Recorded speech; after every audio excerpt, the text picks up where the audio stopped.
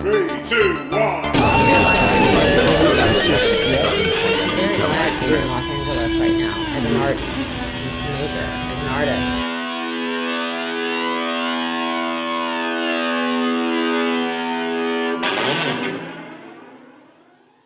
You are now an American citizen. Yeah, so now I'm a dual citizen, yeah. Yeah, there is, I mean, not that you need to be able to vote to be kind of politically engaged in where you live, I think. But,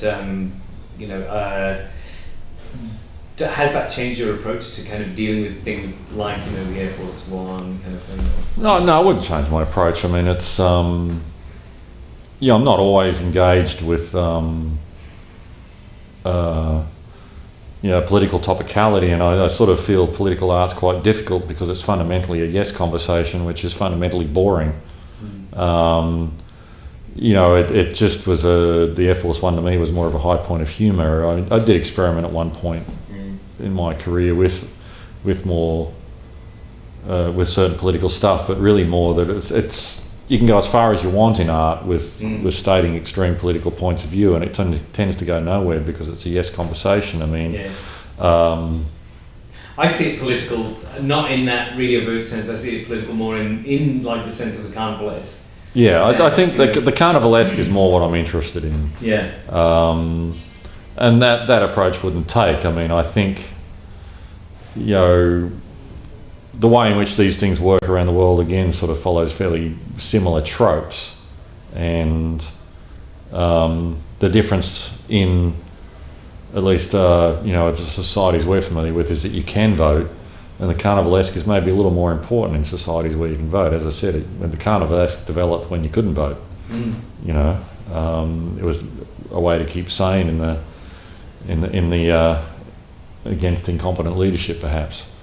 But these days, perhaps it has a little more power because it keeps you sane in the shorter term, and then the longer term, maybe if you understand if there's enough bite and content to the carnivalesque, then it can actually lead to change.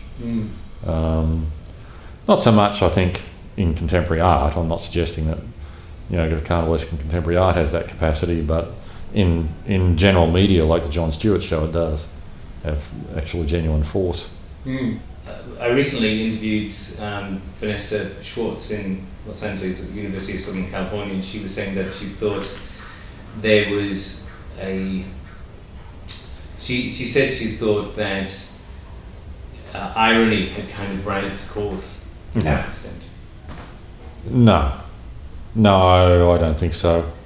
I think America's only just scratched the surface of irony. They barely understand it here. And that again, I think is one of those kind of like I said, frictions that you had with being an Australian. That's that's lived here for a certain amount of time. No, I think the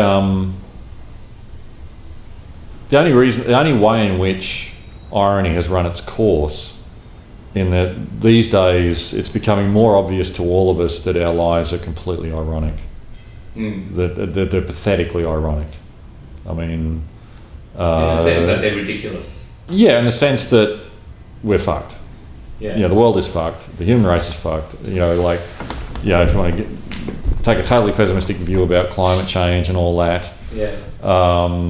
The ironies of our recycling containers and so on. Just to take one contemporary irony. You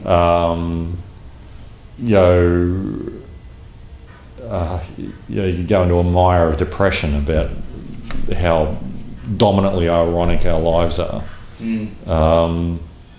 But then I'd swing that to the positive. I think the absurdities of our life keep irony fresh constantly. I mean, it's just my downstairs neighbour is this long-term Brooklynite. What did he say? If I can try and capture what he said the other day to me, we were just talking about banking. Yeah. And he said he was trying to describe a recent dialogue he had with his when he actually got to speak to a teller at a bank instead of dealing with a machine, and she was trying to change his bank account or something to make it more user-friendly to him, and he's like, if you make my life any more user-friendly, I'm going to go mad. I wish I could remember exactly. He said it much more succinctly. I wish I could remember exactly the way he put it and do it with the Brooklyn accent. But I mean, that's the thing, that I think irony is so present. And the next whatever is the next technological innovation, the next social innovation, the next communicative innovation or whatever, is guaranteed to be laced with the most powerful and ridiculous irony. I mean, we just keep one-upping ourselves in the irony department as far as I'm concerned. In terms of the technology, what do you see as being like what epitomises the irony at the moment? Is there something that stands out? Well, God, I can't even begin. I mean, you could say Twitter, for example. I mean, the idea that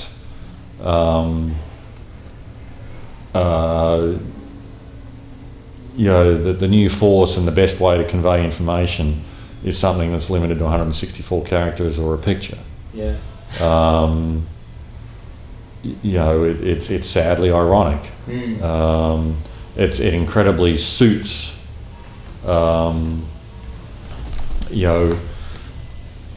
It suits keeping us stupid in a lot of ways. I mean, there are people, but then you can flip that. There are people out there, I'm trying to think of the name of the guy, I won't remember it, so I won't bother. But there are people out there that are brilliant on Twitter, that do make those 164 characters count and do make insightful. Yeah, because of course Twitter is both ironic in its existence, but then it's a wonderful tool for those who are skilled in irony. So unfortunately most people aren't. It just fills the way in which the spread of communicative power should spread education, but instead it's spreading. It predominantly spreads the incredibly banal. I've noticed over the course of about the last 20 years that in art magazines there seems to have been a consistent sort of shortening of not so much maybe feature articles, but certainly reviews. These days, a long review. For instance, I did a review in Art in Australia, and it was one of the longer reviews, and it was, I think, 700 words. I remember back in the day when I was an intern at Art and Text, which is probably around about 18 years ago, the reviews there, probably more around the 1,000 to 1,200 word sort of level. Have you noticed that sort of shortening in terms of art writing yourself? Oh yeah, no, I think contemporary art writing is generally depressingly poor. There's there's plenty been written and said by others about the lack of critique. It's and the annoying thing is that the word count is shrinking, yet more words are being given over to pure description. It's a problem in that certainly to make a coherent review a certain amount of description is required, but then there are so many reviews I've read that are only 500 words, and you can see that the writer has been retained to do something, so in desperation has no idea of what to write. So in desperation has resorted to description. I mean, for me, description has to serve the purpose of, it's setting up for something. Description, the description, the good reviews, which, even the good reviewers have their good days and bad days, but the good reviews, generally, of course, the description tends to begin to paraphrase the idea of what is critically going on in the article. If the work doesn't inspire any implications or thoughts, whether they be about the colour red or the power of abstraction or about some political process or whatever, or then it's a sad piece of reviewing.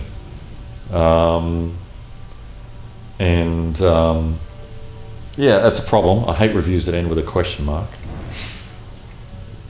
With a stupid question. It's a personal hatred. I'm sure there's ones I could find that wouldn't. There's always the exception. So you've lived in New York now for 14 years. Yeah. And what was it that initially brought you over here?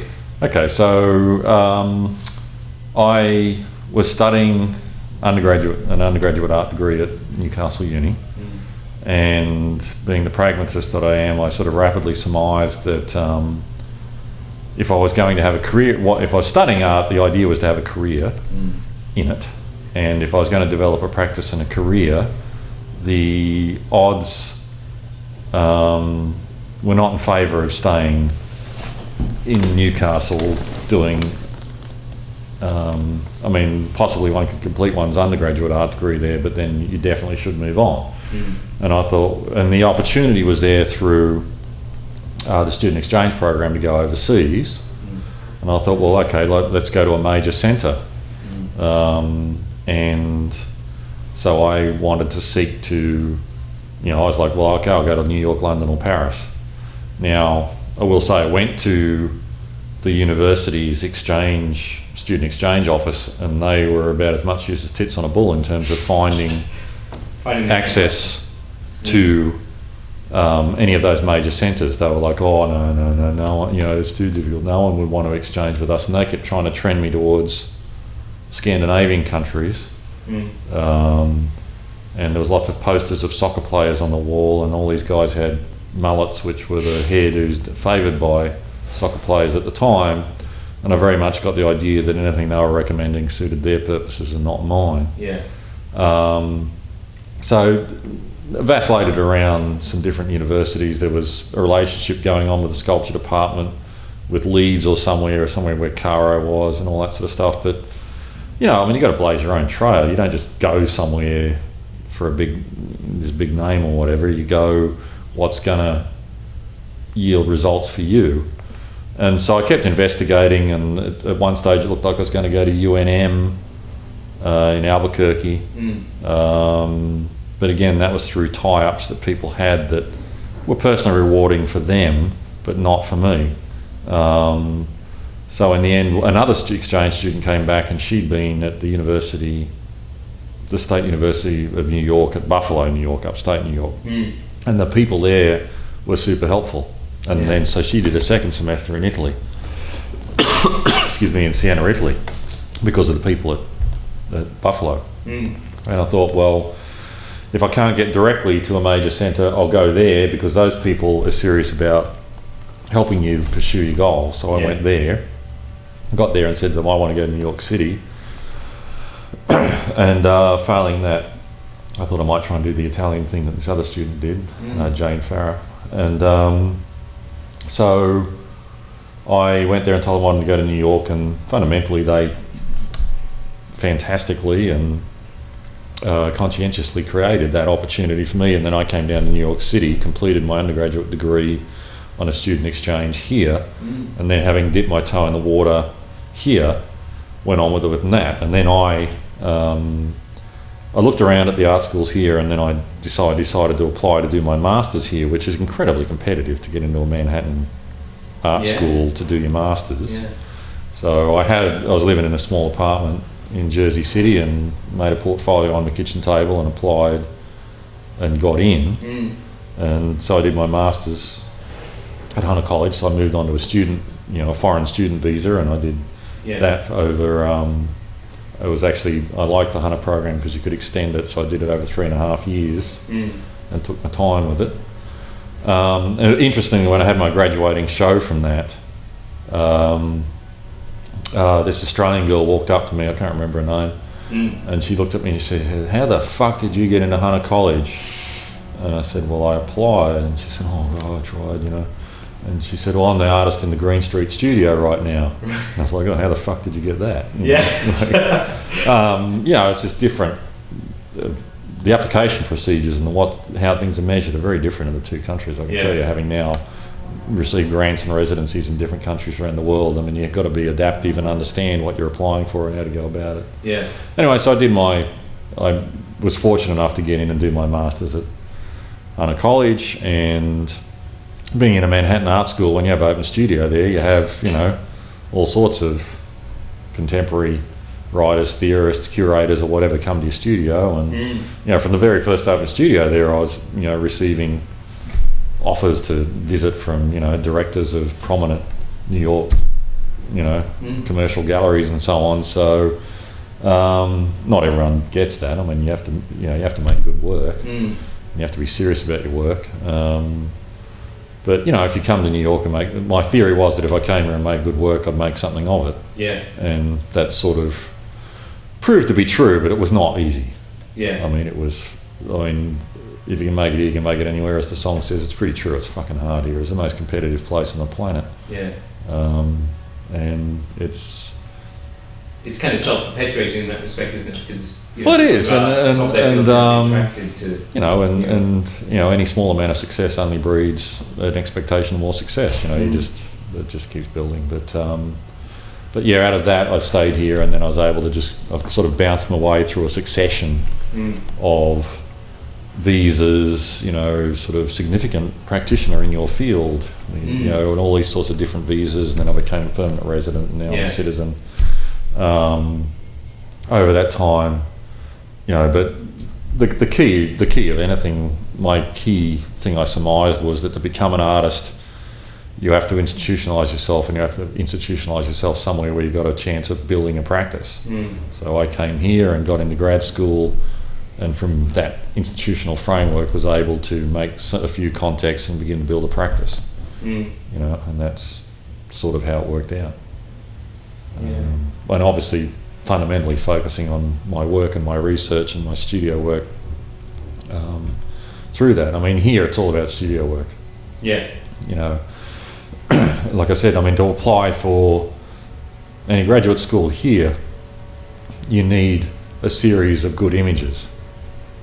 You know, so when I applied for Hunter College, you know, there was, I don't know, anything up to 600 to 1,000 applicants for 40 places, and to even get into the round of being interviewed for a position, it's just pure images. Yeah. You know, that you send in 10 images, so the faculty sit down and look at 6,000 images in a day. Yeah. And they're supposed to remember one or two of your images by which you'll be selected amongst that 100 or so people that get interviewed. Yeah. You know, like, this is why we're talking about the mediated image of your work mattering in the system of things. You know, nothing. You write something that goes with it, but you write a little half page. You know. Yeah, and that probably gets skim read in itself. Yeah. It's only when you're down to the, you know, this guy, this girl, or this guy, or this artist or this artist is coming into the program. Who can write? Yeah. And then you might get to that, because now I've sat on these jury panels myself, and that's what they're like. Yeah. You know. Yeah. Now, finally, before we wrap up the interview, one last question I have is. These interviews are primarily for the benefit of current students at the moment, undergrad students in fine arts. I've phrased the way I answered given that, I was wondering if you could give a piece of advice, you know, having actually gone through that program now and taking the particular career path that you've taken, and now having a successful practice here in New York. If there's any advice that you could give to artists going through that undergraduate track at the moment, what would it be? I mean, it's not a career for the faint-hearted. I mean, you have to respect your practice and really be prepared to test the bounds of your practice. And, you know, be prepared to create dilemmas for yourself and make hard choices. I mean, the motivation of why people end up studying art, there's usually some fundamental thing there that's going on in almost everyone that enrolls in it, because it's not a smart career choice. To study, particularly study studio art, there's nothing about it that makes the colour of a smart career choice. So there's already something psychological going on. People are usually generally driven by much more kind of deeper personal. Yeah, there's personal motivation, and I mean, we all know that within 5 years, 85% of the people that are studying art will no longer be practicing. But they might that may be because whatever psychological imperative they've been on is either still playing out or has played out. If you're going to persist with it, you have to get in the studio and make lots of work. Eventually hope for it to become good work through the process of critique and learning. You have to be prepared to make some hard choices. And the most significant people around you are not those that supervise you, but those you're studying with. The collaborations and so on, and those contacts your peer groups are the ones that will matter. Yeah. As things progress. Don't look to your teachers to solve your problems. Look to yourself and your peers. There's probably a few, rather than a single piece, there's a few pieces of advice in there, but I think that one about your peers, I think your peers are vital, because not only are they the people who you're around whilst you're going through, but it's absolutely true that, I mean, I've found it myself that the few people that have stuck the course and made a real career now are the people I now work with. When I've just recently written a book on Sean Gladwell, who was in the Eberlin at Sydney College. We know each other from there. So these are the people who end up being your peers. That's the way it works out, and that's where something I will say. I haven't kept touch with my peers. I'm sort of, because I've bounced around so much. But I haven't. One of my peers at my time at Newcastle was Susan Jacobs, who's now down in Melbourne and becoming a very prominent Australian contemporary artist. And there are a number of people when I was at Newcastle Uni, both members of faculty and students, that were driven about forming careers and forming professional practice, who I learn a lot from. And the great thing that Newcastle has, and had then at least, was the Wattspace Student Gallery, which, at least when I was there, it was a very competitive process to exhibit there. It was run professionally, and students were guided through professional practice and worked together professionally and learn about professional practice in terms of working together to make all that happen. Yeah. So when I landed here in New York, there's no end of talent here. Yeah. My God, I've met so many talented artists and people here that just blow my mind. But one thing I had as a huge advantage here was what I'd learnt through the collaborations with other students and with the Wattspace Gallery project specifically, that I knew how to set up a show, I knew how to show my work properly, I knew how to make it look good, I knew how to photograph it to look good, I knew the whole procedure. And man, in this environment, that is gold. In the art profession environment in Australia, that is gold. Yeah. There's no shortage of, you can wander through the studios of art universities across the world and always find amazingly talented people. But it is, to make professional practice, you need that, and I'm afraid. Yeah. And at Newcastle, you're lucky you got that student gallery, because that's a huge plus. Yeah, I think so too. We're bringing in a professional practice course as part of second year. That's a great thing to do, to bring that in. Where I used to teach in Philadelphia, had a professional practice course, which was gold again, really confronting students about what it is to be an artist, not just this mythology of make your work and everything. It'll just go out there and everything. Unfortunately, it's just not like that. No. You all come into it, and you don't want to lose some of that idealism, but you've got to temper some of it. Because at the end of the day, if you're going to make it as well, it is a business, and it's got the complications of tax, copyright. Yeah, all that stuff you need to know at some level. Copyright is huge, and varies from country to country. Yeah, one thing you're exposed to in a city like New York is very successful artists, like the uber famous artists. I know quite a number of them, and what they have to do to administer their practice and what's required to keep hold of their copyright and all this sort of stuff, it's just mind-blowing. The complications and pressures. But there are those artists that just succeed in the idealistic traditional way where everything just happens, and they're in these bubbles. But those artists don't always maintain a vital practice over decades. Yeah. They actually are a bit disconnected. Yeah. their practice is maintained more for them by modernist mythologies as maintained by collectors who just hold them in this bubble. There's not always substance there, but that's the art world. It's a whole mix of things.